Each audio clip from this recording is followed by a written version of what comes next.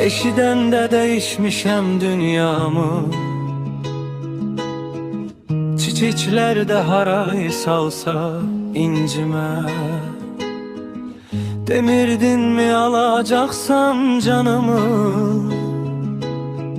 ruhum geçse canım kalsa incime. Hiç bildin mi senden neler çekti can? Dertlerinden bildin nece çöktü can.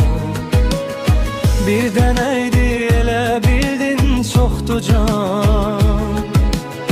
Vicdanımda kanım kalsa incime. İstemezdim ömrüm solan bağ olsun, mensizliğin bir dözülmez dağ olsun. Koymadın ki bir ceci yağ olsun. Günler sene genim kalsa incime. İstemezdim ömrüm solan bağ olsun, mensizliğin bir dözülmez dağ olsun. Koymadın ki bir ceci yağ olsun. Günler sene genim kalsa incime.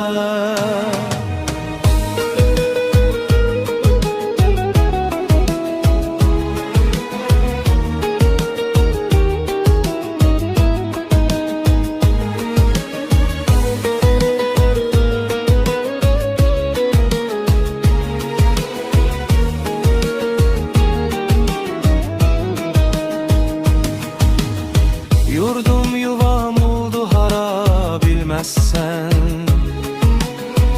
yüreğimi bir de kırabilmezsen, mezarıma yakın durabilmezsen, beni cahan yola salsa incime.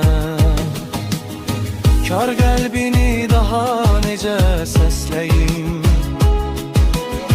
sevgidense belki nifret besleyim. Daş yüreklim can çürüden tersliyim, beni senden vaksız alsa